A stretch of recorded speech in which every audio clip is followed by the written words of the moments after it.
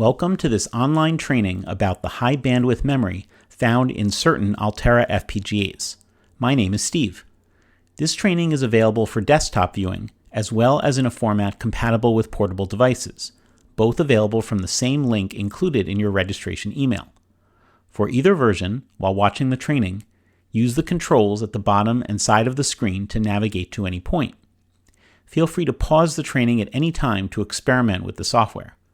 When you are done with the training, please use the link provided in the registration email you were sent to provide us feedback on the training and ways in which it can be improved. I'll remind you about that later.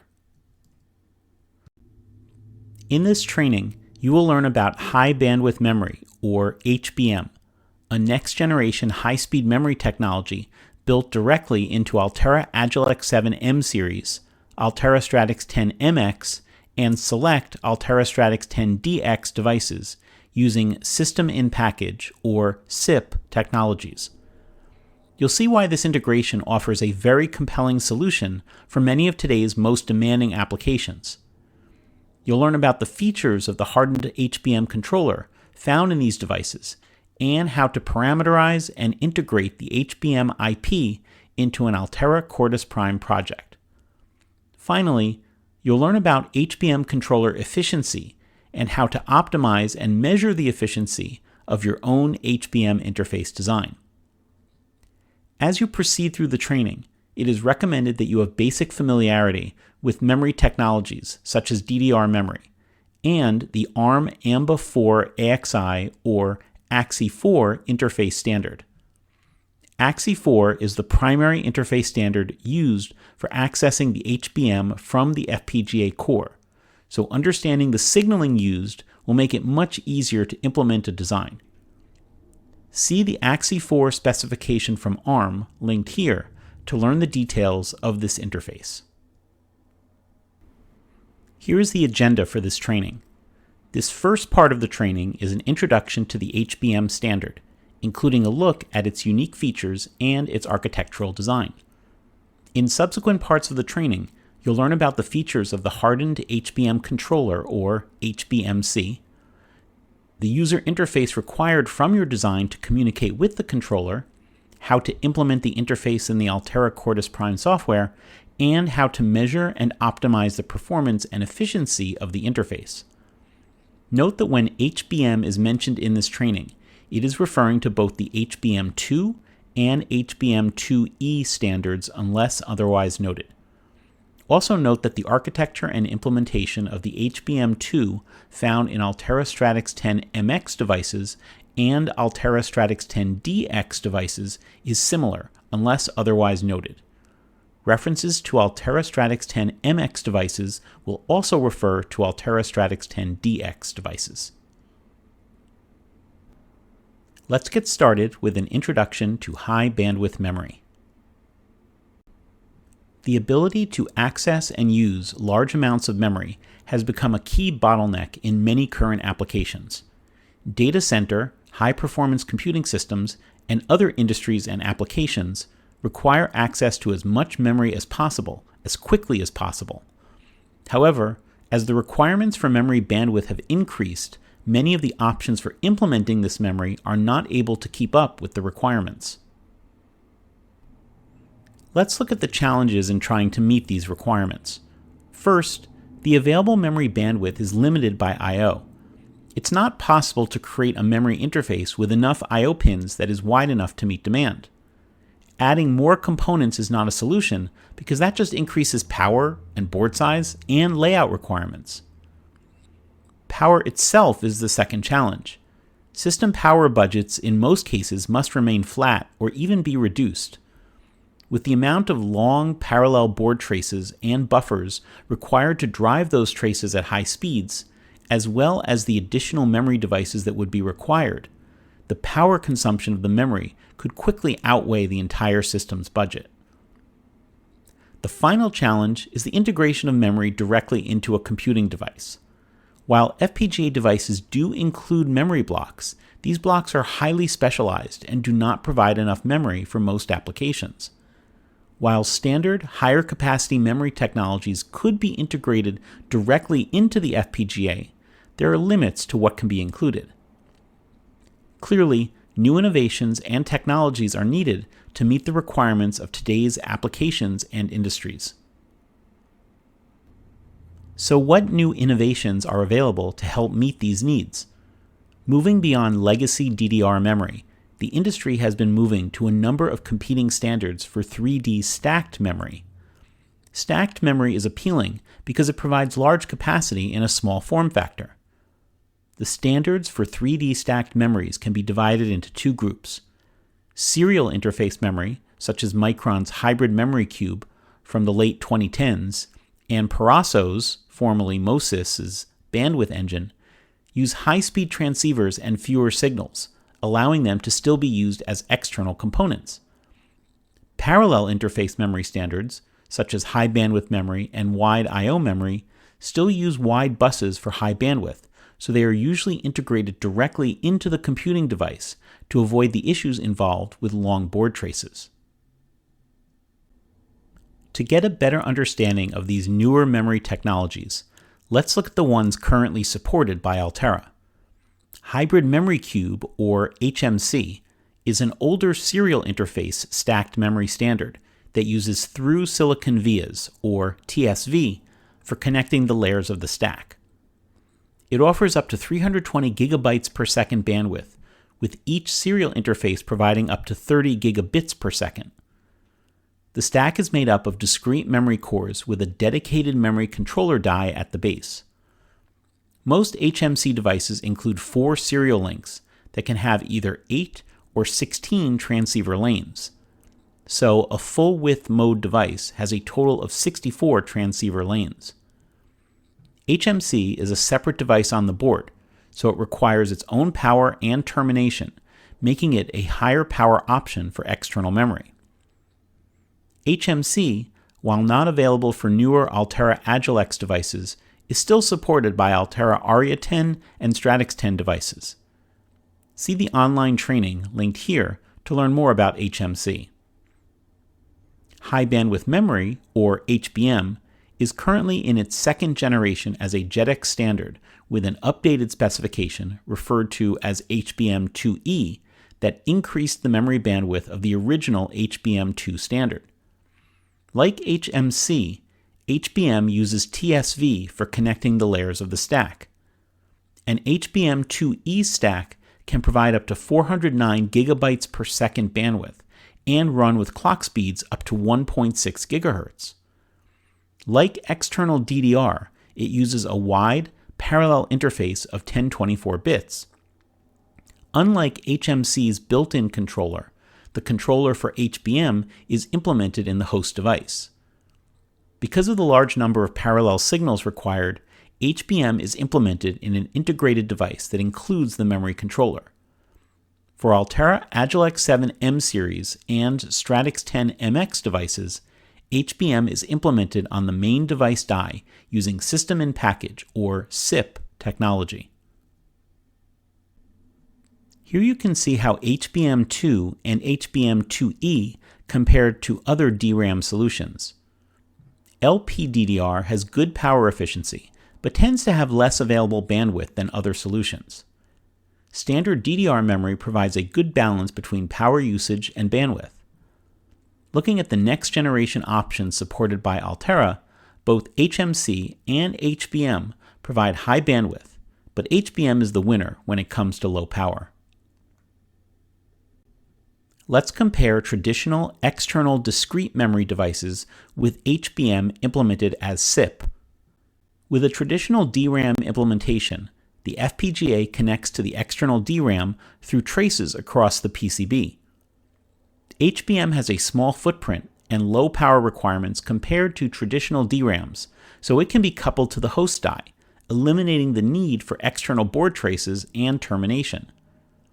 You can see on the right how the HBM DRAM is located within the package and interfaces to the FPGA through an on-die interconnect bridge called the Embedded Multi-Die Interface Bridge, or EMIB for short.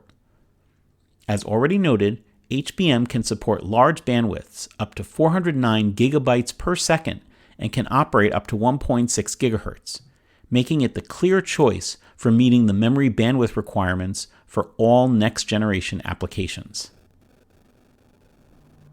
Now let's look at the basic HBM architecture and how it is implemented in each Altera FPGA family. As already mentioned, HBM2 and HBM2E are three-dimensional DRAM technologies consisting of a stack of silicon dies. The top die consists of the main stack of DRAM, while the base die includes the I/O connections to the host device. The top die includes either 4 or 8 individual DRAM dies that are connected together using TSVs. The 4-high version provides 4 GB of capacity for Altera Stratix 10 MX and DX devices, and 8 GB for Altera Agilex 7 M series devices, while the 8-high version provides 8 GB and 16 GB for the two families, respectively. Each die in the stack consists of 2 physical channels. These channels are duplicated in the 8-high stack. In the 4-high stack, each channel is 4 gigabit or 512 megabytes. Because each channel is duplicated in the 8-high stack, each one provides 8 gigabits or 1 gigabyte of memory storage. Each of the 8 physical channels can be controlled and managed independently from all the others using separate I/O connections through the base die. Each physical channel is divided up into 2 pseudo-channels. Pseudo-channels differentiate HBM2 and HBM2E from the original HBM specification by breaking up the 128-bit I/O interface to each channel into 2 groups of 64 bits. Pseudo-channels for a particular channel share address and command control signals, but they execute commands independently with a particular address bit selecting which of the 2 pseudo-channels to access. As such, the maximum bandwidth for a stack running at the maximum speed of 1.6 GHz for an Altera Agilex 7 M series device is 409 GB per second. Here is a block diagram of an Altera Stratix 10 MX device. HBM2 is integrated into Altera FPGA Stratix 10 MX devices using SIP technology. Devices include 2 HBM2 stacks at the top and bottom edge of the package, and each stack is either 4-high or 8-high. Each HBM2 connected to an EMIB interface has a dedicated hard controller that can be customized for each physical channel. The controllers are connected to a Universal Interface Bus, or UIB, to access the EMIB to the memory. Altera Stratix 10 DX devices that include HBM2 include 4 high stacks at the top and bottom edges of the die for a total of 8 GB of memory. There is no 8-high option for these devices. The general package layout for Altera Agilex 7 M series devices is similar. As noted, Altera Agilex 7 M series devices feature HBM2E stacks instead of HBM2 at the top and bottom edges of the device package. The memory is again accessed via an EMIB and a UIB subsystem that includes the memory controller. However, access to the UIB is only through the Network on Chip, or NOC, subsystem found at both the top and bottom edges of the device. The NOC helps guarantee high bandwidth data transfers between the FPGA core fabric and the memory stacks. There is no direct access to the HBM2E stacks from the core. Transfers are initiated from the core to targets on the other side of the NOC that connect to the channels of the UIB. We'll examine the function of the NOC in more detail throughout this training. The HBM SIP consists of the components listed here. We'll take a look at these components on the next few slides. Besides the memory stack itself, the SIP consists of the UIB SS and the EMIB. It also includes the user logic interface to the HBM2 controller, or HBMC, which makes use of ARM AMBA4 AXI interfaces for both device families. For Altera Stratix 10 MX devices, a buffering adapter for this interface can be added in if necessary. In recent versions of the Altera Quartus Prime software, there is also an Avalon interface option instead of using AXI4 interfaces. For Altera Agilex 7 M series FPGAs, AXI4 interfaces are the only option, and they must access the memory via the NOC.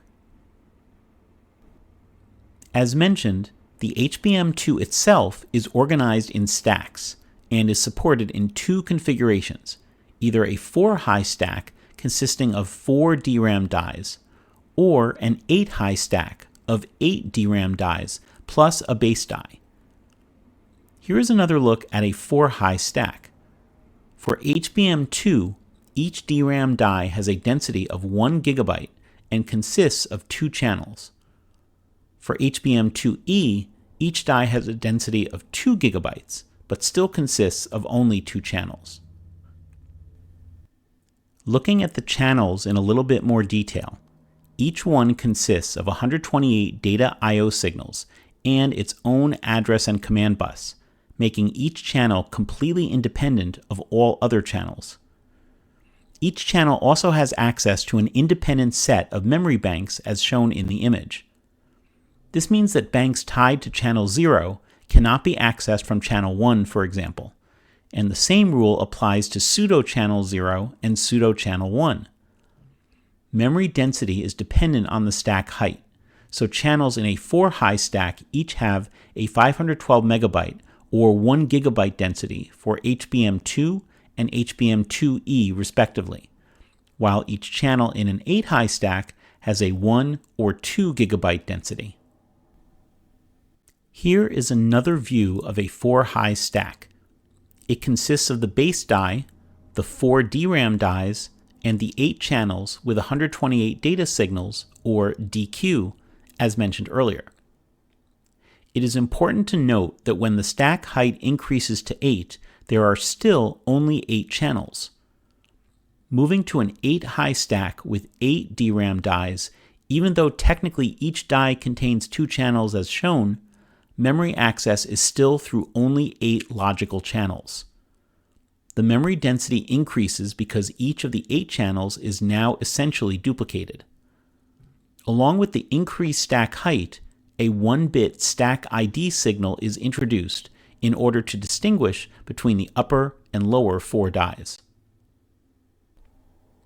After the HBM memory itself, the UIB subsystem consists of the components that allow the user logic to communicate with the memory. Let's look at the Altera Stratix 10 MX UIB SS first. The UIB PHY includes the UIB physical layer and the I/O connections to the memory. The UIB PHY drives the signals over the EMIB to perform the basic memory access operations. On the other side of the UIB SS are the rate matching FIFOs. These are used to handle the clock crossing between the user clock domain and the PHY clock domain. The different clock domains between the user logic and the memory are shown with different colors here. We'll look at the clocking options for these domains later. The final part of the UIBSS is the HBM2 controller, or HBMC. We'll be looking at the HBMC in much more detail in a moment, but the HBMC is what performs all the read and write data transactions requested by the user logic. It also performs memory access optimizations and housekeeping to make sure that data is transferred and stored in memory correctly.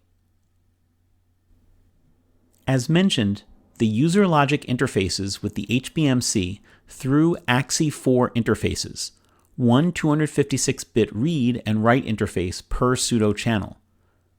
When connecting to the HBMC in an Altera Stratix 10 MX device, you have the option of adding a soft logic adapter that can gate the AXI4 valid signals. Recall that the valid signals in the address read, address write, and write data channels are sent from the source, the user logic, to validate the information being sent to the DRAM. the HBMC must respond with the corresponding ready signals to complete the handshaking before a transaction can begin. This optional adapter can be included to gate these signals with the ready signals if the user logic is not always ready to receive data from the HBMC. The adapter also has the option to store the write response and read data signals coming from the HBMC when the user logic is not asserting the associated ready signals. If the user logic is always ready to receive data from the memory, the adapter is not required. Along with, or separate from the soft logic adapter, Axi4 switches may be inserted between the user logic and the HBMC in an Altera Stratix 10 MX device. Normally, each Axi4 manager interface connects directly to a particular pseudo channel of one of the 8 available HBM2 channels for the stack, giving each manager exclusive access to that channel. However, if 2 adjacent HBM2 channels are enabled, the 4 Axi4 managers that would normally access each pseudo channel of these 2 channels individually can get access to all 4 pseudo channels via an optional 4x4 switch implemented in the FPGA fabric. This gives the Axi4 managers 4 times the addressable memory space they would have without the switch. The 4x4 switch can be enabled for each of the 4 adjacent channel pairs in the stack. Note that including these switches will increase device logic resource usage and increase the round-trip latency for access to the stack. See the user guide for details. Since multiple Axi4 managers can access a particular pseudo channel simultaneously with the switch added to the design, arbitration logic is included in the switch to enable access for a particular manager based on a selected arbitration scheme. 3 schemes are available. The default scheme is a standard round-robin scheme. Each manager can only perform a single transaction, either a burst length of 4 bytes or a pseudo burst length of 8. See Part 2 of this training, linked at the end, to learn about the transaction types available with the HBMC. After a manager completes a transaction with a particular subordinate, the next manager gets access. The second scheme is the honored manager scheme. This is similar to standard round-robin, except that one of the 4 managers is marked as honored. When multiple managers access the same subordinate, the honored manager always gets access first, while the remaining managers get access using round-robin. The final scheme is based on transaction counts. Each manager is assigned a maximum number of transactions they can perform before they must give up access to another manager. If the manager does not use all their assigned transactions or goes idle at any point while they have access to the selected subordinate, access goes to the next manager using standard round-robin arbitration. With the transaction count scheme, one of the 4 managers can still be marked as honored, giving them first access and performing up to the number of transactions specified before passing access to another. For Altera Agilex 7 M-series FPGAs, the UI BSS components and connections to the DRAM are somewhat similar to Altera Stratix 10 MX FPGAs. However, there are a couple of important differences that make it possible to achieve over 400 gigabytes per second memory bandwidth. First is the exclusive usage of multiple Axi4 interfaces, 1 per pseudo channel. There is no option to use Avalon. Axi4 interfaces include separate write and read data paths, allowing for concurrent write and read operations to and from the controller. The other major difference is the inclusion of the hardened but customizable NOC subsystem in the data path between the user logic in the fabric core and the connection to the HBM2E controller. The NOC provides a solution to the problem of routing congestion and loss of data transfer efficiency due to the many wires required to connect to a memory at the device's I/O. It's required for access to the HBM2E DRAM, but can be used or bypassed when accessing external memory, such as DDR4 or DDR5. AXI4 managers in the core connect to what are referred to as initiators on the fabric-facing side of the NOC. Initiator units of the NOC send commands through the NOC and receive responses back from the memory. Switches in the NOC route commands and responses between the initiator units and the appropriate target unit. Target units on the other side of the NOC connect to the controller in the UI/BSS. These dedicated hardened paths between the core and the controller are what make it possible to achieve such high bandwidth to the HBM2E DRAM. Here is some more detail about the NOC. For maximum flexibility, two independent hard NOCs are available at the top and bottom edges of the device. They are designed to spread routing and memory bandwidth across the top or bottom I/O. This makes it easier to avoid routing congestion issues, but also easier to saturate the memory interfaces for improved performance and simpler time enclosure in the core. It also allows for isolating low-speed traffic away from the high-speed interfaces to further avoid congestion.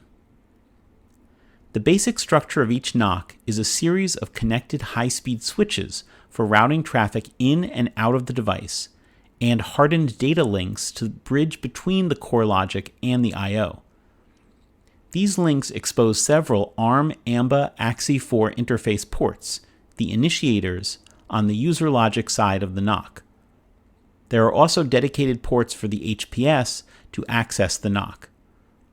A connection to a particular memory interface can use multiple ports to better spread out the bandwidth and routing, helping to reduce or eliminate the need for soft interconnects in the FPGA fabric. The ports are normally 256 bits wide, but they can be doubled to 512 bits to allow them to run at a lower frequency, making it easier to close timing and provide more space for other IP that need access to the I/O. Finally, the boundary between the user logic and the NOC is also optionally pipelined to improve the performance of the required AXI4 handshaking signals. Here is a detailed look at the NOC. The ports on the FPGA fabric side of the NOC that user logic connects to are referred to as Initiator Interface Units, or INIUs. AXI4 manager interfaces in the FPGA fabric connect to the INIUs to send commands into the NOC and receive responses from the NOC. Ports on the other side of the NOC that connect to resources in the periphery, such as the hardened memory controller in the HBM2E UI/BSS, are referred to as Target Network Interface Units, or TNIUs. The TNIUs connect to the periphery resources through AXI4 interfaces as well. The INIUs and TNIUs have high-speed links that connect to the switching network found in the heart of the NOC. These switches have two 512-bit links in both horizontal directions to connect to adjacent switches.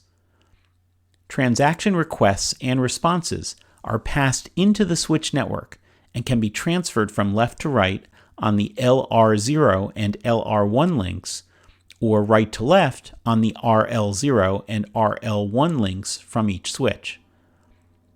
Data can flow from left to right and from right to left simultaneously, as long as a link is available in the correct direction. Not shown in the diagram are sideband TNIUs that connect to the periphery for monitoring, controlling, and debugging of an interface. This sideband network uses simpler AXI4 Lite interfaces. For HBM2E, the sideband provides access for features such as checking the ECC status, checking if any of the memory has been powered down, possibly due to temperature-related throttling, checking the temperature of the DRAM, as well as the results of memory calibration. Both the top and bottom edge NOCs are divided into specialized segments whose use depends on the I/O and other resources adjacent to the NOC at that location. The UIB NOC segment is shown here. Notice that there are 16 TNIUs, one for each pseudo-channel if all 8 channels of the memory are used. 9 INIUs are available on this segment, but INIUs can accommodate 512-bit wide interfaces, so they can still directly connect to 2 TNIUs through a single NOC switch. When creating a design, the user specifies the INIU to TNIU connections. For best performance, connections between the vertically aligned INIUs and TNIUs is recommended. This minimizes the number of switches required to route data to and from the memory.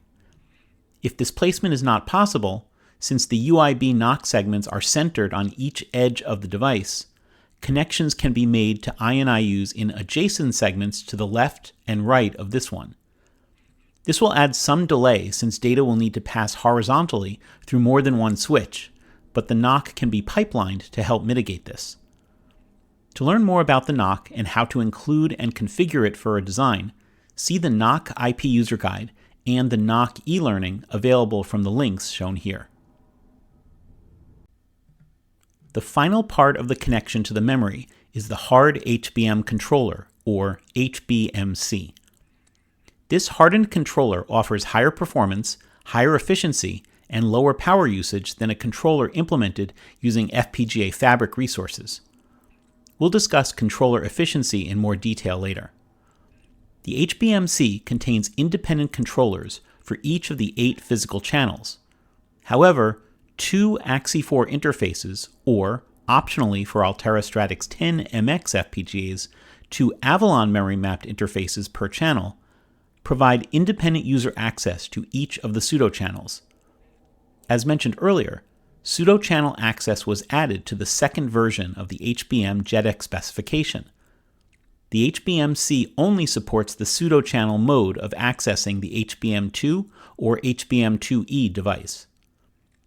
Each controller consists of the read and write data paths and control logic required for translating user commands to the HBM stack, allowing for both 32 and 64-byte access to the memory.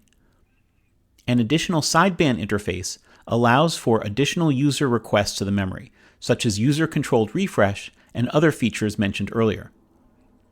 Recall that this sideband is an AXI4 Lite interface in Altera Agilex 7 M series FPGAs and an ARM APB interface in Altera Stratix 10 MX FPGAs.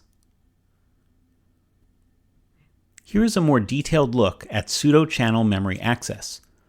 Pseudo-channel mode basically splits a channel into 2 pseudo-channels. In normal operation for the original HBM specification, which is referred to as legacy mode, a channel is treated as containing 128 data bits. With pseudo-channel mode, the channel is split into 2 64-bit pseudo-channels that share a common address and command bus, but allow for separate decoding and execution of commands. This separation helps maximize the throughput of the memory. This timing diagram for legacy mode helps show the advantage of pseudo-channel mode. The TFAW timing specification of the memory restricts the number of active banks to 4 within the specified time. Due to this restriction, in legacy mode, there can be 4 activate commands, but then about 7 cycles of access are lost. Note that this mode is not supported by the HBMC. With pseudo-channel mode, there are no idle cycles within the TFAW window. This is because the 4 active window restriction applies per pseudo-channel, effectively maximizing throughput and allowing more flexibility when accessing the memory. In the timing diagram shown here, activate commands alternate between the 2 pseudo-channels, PC0 and PC1, avoiding the legacy mode's TFAW penalty. HBM2 and HBM2E memory access signaling can be compared to traditional DDR memory signaling. Here's a comparison of the address and command signaling. For DDR4, for example, the address and command bus runs at single data rate, while the data bus is what runs at double data rate. The DDR4 signals consist of an address bus of up to 18 bits, a 2-bit bank group, and 2-bit bank address, 1 bit for command and address parity, and a 1-bit activate signal. Looking at HBM2 and HBM2E, unlike DDR4, the address and command bus actually runs at double data rate. The signaling is simpler as well. It consists of a 6 or 7-bit row and 8 or 9-bit column address, essentially splitting the DDR4 address bus into 2 separate signals. The wider bus widths for these signals are for the higher capacity of HBM2E. The R and C buses are shared between the 2 pseudo-channels of a channel. There is also a 4-bit parity signal and a 1-bit address error signal that is used to notify the controller that an error has occurred on either the row or column address signals. The address and command signaling is replicated for each channel. Note that these signals are not user accessible. They can be viewed in a simulation, but cannot be controlled directly from the core Axie4 or Avalon memory mapped interfaces. Taking a look at the data signals, the DDR4 data strobe is bidirectional and is designed so that there is one DQS pair for each 8 DQ. For a typical interface, there are also data mask or data bus inversion signals for each group of 8 DQ, plus the 72-bit DQ bus itself.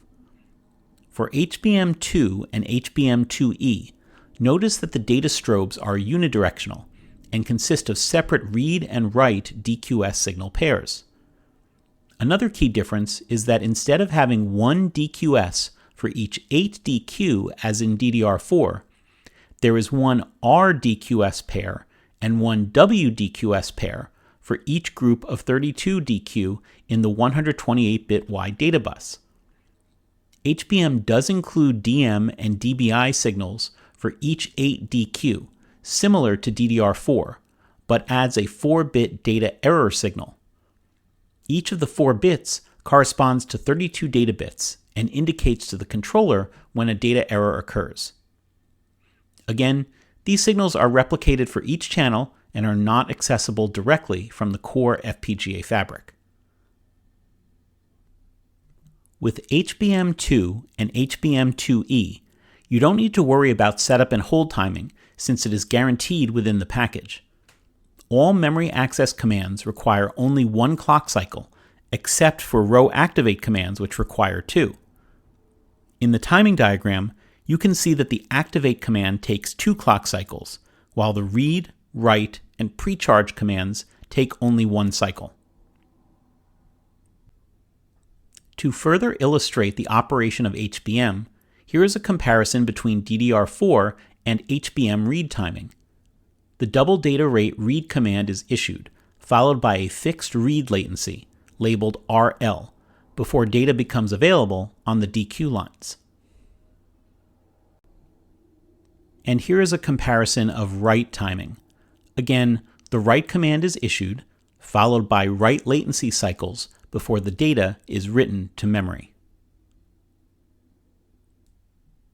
HBM supports ECC, which is also supported in DDR4. However, HBM ECC cannot be enabled when DM is enabled, since the ECC signaling is shared with the DM signal. HBM also supports 2 additional unique features: temperature reporting and implicit precharge. HBM includes a number of thermal reporting and control features. Temperature compensated refresh is performed automatically and can be monitored by reading the 3-bit temp signal, accessible through a sideband interface. The temp signal reports the required refresh rate for the hottest device in the memory stack. The refresh rate at a particular temperature is determined by the vendor.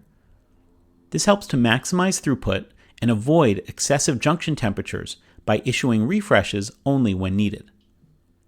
Next, the CAT trip, or catastrophic temperature sensor, is responsible for detecting if the junction temperature of any die in the stack exceeds the CAT temp threshold, which is programmed by the manufacturer. If the cat trip signal is enabled, the controller must stop all traffic to the memory and stall to avoid potentially catastrophic damage to the part. The device must be powered off and cooled down to clear the cat trip signal. Finally, thermal throttling can automatically throttle performance if the stack reaches a particular threshold temperature.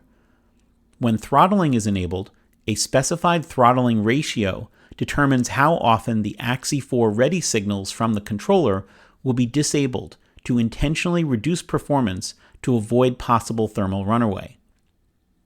In Altera Stratix 10 MX devices, you can specify the threshold temperature and the throttling ratio. In Altera Agilex 7 M series devices, a specific temperature cannot be set, but separate throttling ratios can be set for two temperature ranges, 85 to 94 degrees Celsius, and for temperatures greater than 95 degrees. We'll look at how to specify these options later. The final HBM feature to highlight is implicit precharge. With implicit precharge, an activate command can be issued within the same bank without explicitly issuing a precharge command first, as would normally be required. This saves the controller from having to issue the extra precharge command, reducing some overhead, but the precharge timings still apply as shown in the diagram. This concludes part 1 of the training. If you'd like to continue the training, you can register for parts 2 and 3 for free at the links shown here. To learn about additional resources available to help you with using high bandwidth memory, continue to the next slide. For more information about HBM2 and HBM2E in Altera Stratix 10 MX and Altera Agilex 7 M series devices, see the online resources listed here. The HBM IP user guides go into detail on the architecture of the memory in these devices, as well as all aspects of implementation, including IP parameterization, IP signaling, clocking, and simulation. The design example user guides walk through the entire implementation flow, including design simulation, and how to use the design example for performance testing. If you will be using the HBM2E DRAM found in Altera Agilex 7 M series FPGAs, the NOC documentation and associated training go through all the details of how to include the NOC in a design, which is required for an HBM2E implementation. Finally, the ARM AMBA4 AXI specification describes in detail the standard interface required for accessing the HBM found in these devices. Altera offers many options for learning about our FPGA products and for training on their use. The Altera FPGA YouTube channel contains a number of 5-minute quick videos along with longer, more in-depth training. The Altera FPGA training website is the place to go to learn about our recommended curriculum for every type of user and to register for a class. While there, you can register for over 300 e-learning courses made up of narrated slides presented in an interactive player, some of which include labs and demos. You can also register for one of our full-day instructor-led training classes taught by experienced training engineers, either in person at a local office or virtually over the web. All instructor-led courses have hands-on lab exercises to practice the concepts you learn. If you need further assistance, Altera FPGA provides many self-help resources. Check out the landing pages, accessed from the main Altera website, that are dedicated to specific FPGA technologies like high-speed interfaces and external memory. Finally, you can also view and post questions to the community forum, monitored by skilled Altera FPGA application engineers. One more thing. You will receive a link to a short survey where you can provide feedback. We'd greatly appreciate it if you'd fill out that survey. We're constantly updating and improving our training materials, and your feedback helps us create the materials that you want. Thank you for your feedback. My name is Steve, and I want to thank you for taking this training on the high bandwidth memory found in Altera FPGAs.